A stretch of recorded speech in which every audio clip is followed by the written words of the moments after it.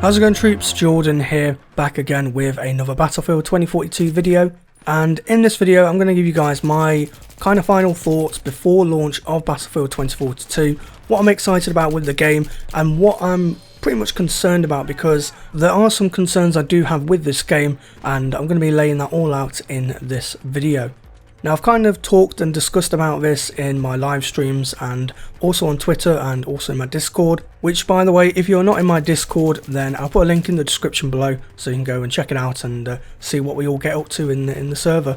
So anyway, let's start off with the controversial topic of specialists. Now, specialists have taken over Battlefield 2042 and it's replaced the traditional class system.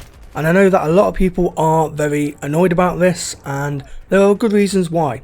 So as I said, it stripped away the traditional class system, and it was the traditional class system that made team play work. You had your assault, who carried the med kits and the defibs. You'd have your engineer, who carried all the anti-vehicle equipment and such. Then you'd have your support, who would carry the ammunition and suppressive fire and having all the LMGs and such. And then of course you've got your recon, who would scout out the area and basically kind of be the beacon for the rest of the squad, being able to scout out the enemy and pinpoint where they are, so the rest of the squad knew who they were facing up against. But with this specialist system, team play, at least in the beta, was non-existent. And it's because of this reason that a lot of people absolutely hate on the specialists, and I can't blame them. You know, team play is what made Battlefield Battlefield. You have your assault guy, your engineer, your support and your recon. Doesn't matter what Battlefield game it was, whether it was Battlefield 4, Battlefield 3, Bad Company 2 or Battlefield 2. Everyone in your squad had a role to play, and it was the key thing, the key strategy in order to succeed and win the match. Now though, all of these classes are aligned with each individual specialist, and this doesn't really work, I'm going to be completely honest. It's a cool idea, it's a cool concept, but it just does not work.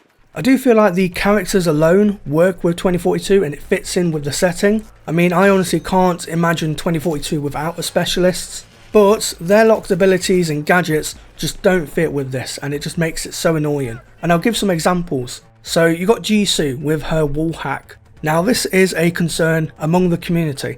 It does not matter how many times you nerf this, how many times you change this, the fact that you got an ability to see enemies through cover, through walls in real time, and they're completely outlined as well, so they're all blocked out in red. This does not fit in with Battlefield, and I can see people instantly on day one trying to rank up to unlock Jisoo just to play as the specialist, just for the ability.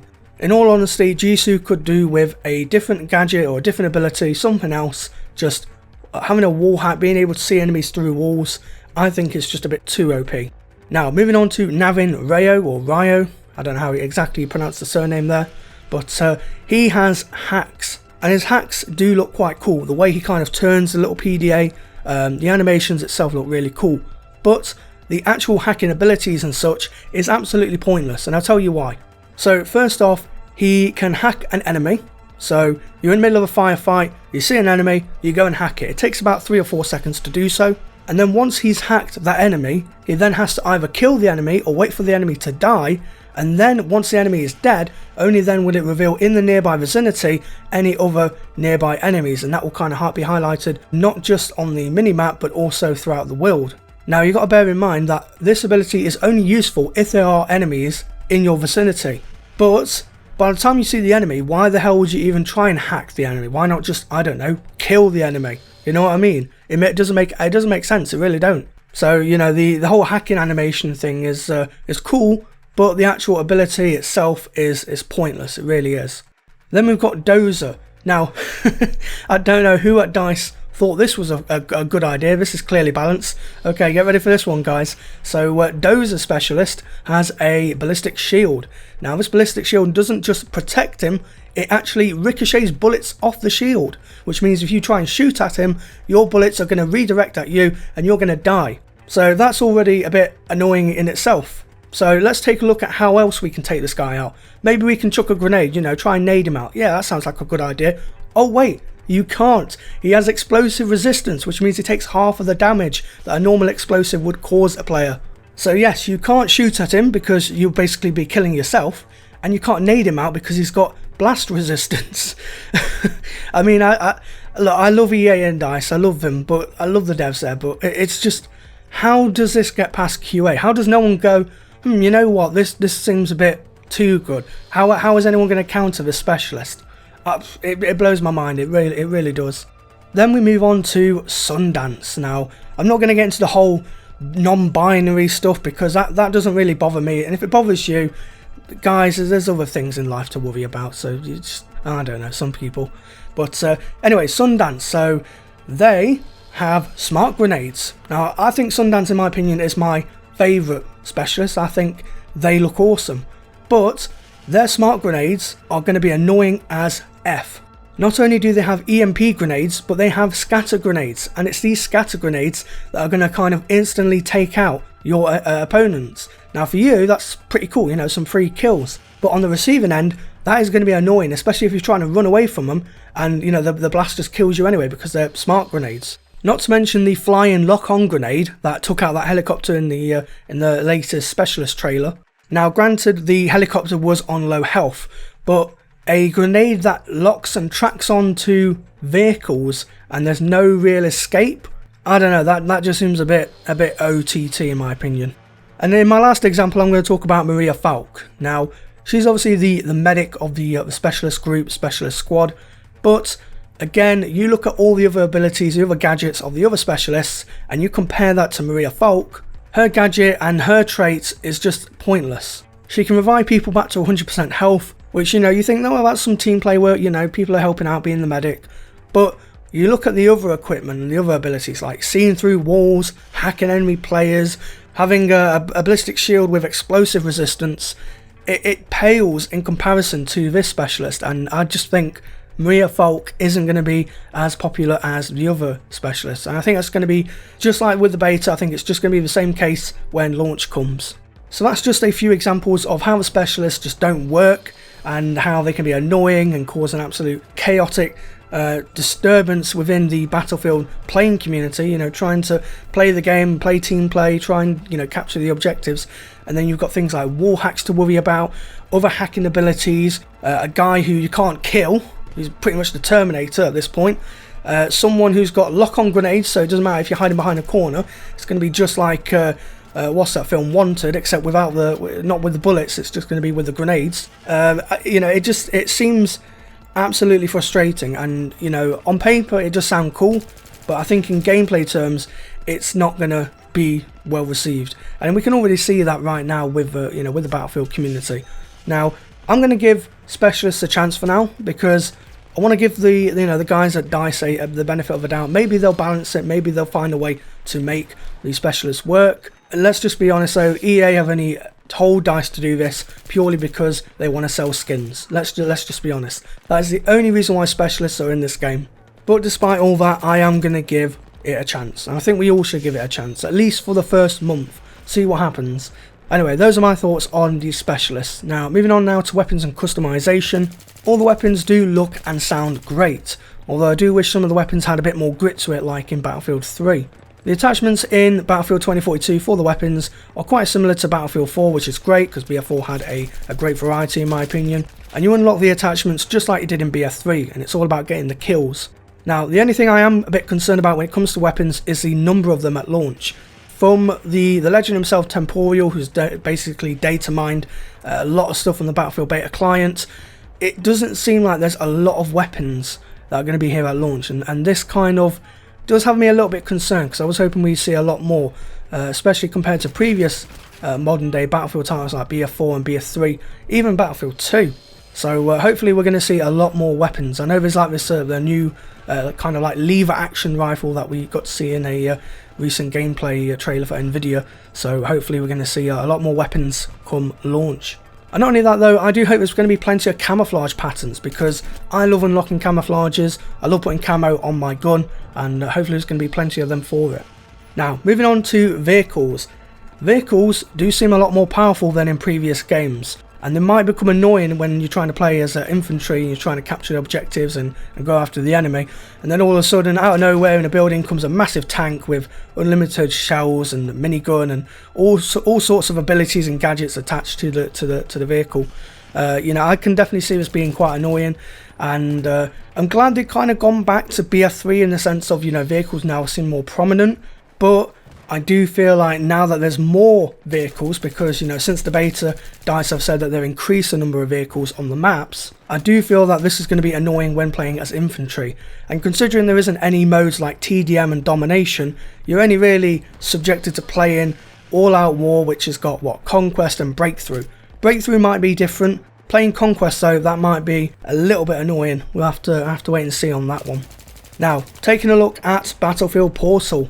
Battlefield Portal looks absolutely amazing, and honestly it looks like a great alternative for the long-time Battlefield fans and players alike. A lot of the community, I guarantee, will be playing this come launch, and they'll be playing it for many months after.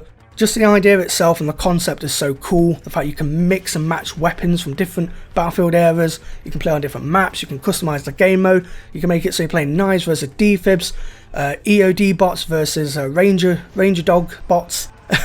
You know, it's a whole wide range of options, and the fact that they kind of did a recent trailer about it to break it down and show more of it, I think is great. And I think Battlefield Portal is a fantastic idea. I guarantee a lot of people are going to be playing it, so well done Ripple Effect on making such a fantastic mode. Also, one thing I want to add, I can definitely see a lot of descriptions in these Portal servers saying no specialist servers, no specialists allowed, specialist banned. You know for a fact that's going to happen. Anyway, moving on now to Hazard Zone.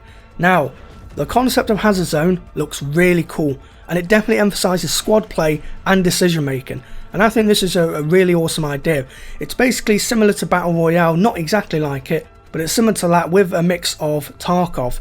Now, I haven't really played Tarkov, I've seen some gameplay of it, and it does look very strategical, and I think that's fantastic. I really do. I think it's great to have a mode purely based on squad play, and the fact you get to choose your specialists, and you've got to kind of think, right, so you're going to play as Falk, you're going to be the medic, so this is your job. If any of us go down, it's your responsibility to revive us and bring us back to life. You're going to play as Angel, so it's your responsibility to make sure we're going to have different loadouts. Everyone's going to set up their loadouts before the match, so if we need to switch to long range weapons, we've got long range classes. If we need close quarter classes, we've got that as well.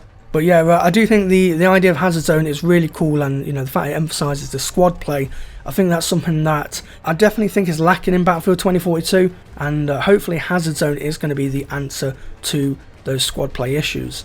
Now, another thing about Hazard Zone is that it has to be free to play. Currently, it's only locked with the game, and I think this is a bad decision, because if it's locked with the game, it's just going to be just like Firestorm, where people played it for maybe a week or so, and it just died out. It was like, what was the entire point of making it if you had to buy the game, especially if it's a game that no one really wants to buy. Now, I'm not saying no one really wants to buy Battlefield 2042, but I definitely think if Hazard Zone was free to play, I definitely think Hazard Zone would be a lot better. It would have more players, it would actually entice people to come and buy the game, and I think overall it would be a lot better for EA. However, though, EA have said in their recent earnings call that there are no plans for a free-to-play element or a battle royale or anything like that at the moment, and I think this is a bad decision. I think EA, you're missing the mark here. It's going to be another Firestorm 2.0. I think people will play it for maybe a month or two, and then people will just drop out, because you need to have that player retention. If it was free to play, then you'd have that player retention, because you don't have to buy anything. You could buy skins and bundles and such, but you're not actually buying that game itself or that application. I mean, look at Warzone, for example. It's part of Modern Warfare, not exactly Modern Warfare, but it's its own separate identity, and Warzone was made free to play. It was perfect timing, especially with the pandemic era going on, and look at how well it's done. Over 100 million players worldwide have at least played it once. It's still got players to this day. It's not only carried over from Modern Warfare, it's carried into Cold War, and now it's carrying over into Call of Duty Vanguard. And not only that though, but Activision have made more money from microtransactions thanks to Warzone. So it just goes to show, making it free to play in the long run, it's going to work out a lot better than just not making it free to play, putting it onto a game with a price tag, and then people are having to buy that game in order to play this mode. I think that's something that EA are definitely missing out on, and I got no idea why they're not making it free to play. I don't know if there's going to be a free to play Battle Royale down the road or not. I do know that there was a Battle Royale or a Battlefield Royale planned. God knows whatever happened with those plans, whether it's actually going to happen or kind of at the last minute resort. You know, if BF 2042 sales don't kind of meet expectations, maybe they'll just drop it. out of nowhere like Apex, who knows. But Hazard Zone should have been free to play. I'm definitely going to try it out. I think it looks really awesome. You know, I definitely think I'm going to need a squad in order to actually succeed in that mode. And finally, my last concern is bugs and lag. Now, it wouldn't be a Battlefield game or a Battlefield launch without server problems, latency issues, and of course general bugs which ruin the gameplay experience. We can look at Battlefield 4 for example, which, you know, looked amazing, but come launch there was so much lag, people were glitching through walls and floors, rubber banding was consistent. I mean, it's probably the only consistent thing that you come along with Battlefield games is the consistent lag. And this, you know, these issues weren't fixed until about 5 or 6 months later, and it really ruined what was a really good game. You know, we look at Battlefield 4 now. Battlefield 4 was a fantastic game, but you look at the launch, what a disaster, man. That was terrible, absolutely terrible. What were they thinking? Why did it take so long to fix it? So I am worried that it can happen again, because it's happened before, and especially after the beta with the amount of bugs and glitches and such. And I know some of the bugs are quite fun. I'm not going to say that they're all terrible and they do all ruin the experience. I think some of them are pretty funny, but after the beta I am a little bit concerned that there will be some of these bugs still present in the launch build. Now I know that there's a couple of patches coming out. They've got a day 0 patch, which is for the early access lot like myself, which will be coming out next Friday. And then the Friday after that they've got a day 1 patch, which is the worldwide patch. Hopefully by then they have sorted all the bugs and issues out, and hopefully any issues are sorted and fixed within those patches. But yeah, overall guys, I'm really excited about Battlefield 2042. I'm looking forward to making the content that I want to make. And I've got some really cool ideas lined up for the different loadouts, and also reviewing the weapons as well. That's why I'm hoping that there's going to be more weapons in the game, because I do love weapons, and I do love weapons in my first person shooters, and I'm excited for the loadouts. I think you guys are going to love it, especially the visuals. I think the visuals are probably some of the best I've ever done, so I hope you guys enjoy that. But anyway folks, that wraps up today's video. That's just my thoughts on Battlefield 2042 going into the game before launch. If you did enjoy this video, then give the video a thumbs up, I would appreciate it a lot. And if you haven't subscribed to the channel already, then make sure to subscribe for more Battlefield content coming out very, very soon. And also let me know down in the comments below if you're excited for Battlefield 2042. Maybe you can tell me some of your concerns with the game. I'll be interested to know, and I'll definitely be reading the comments in the comment section below. So folks, until the next video, I thank you all for watching, stay true to me troops, and I'll see you in game.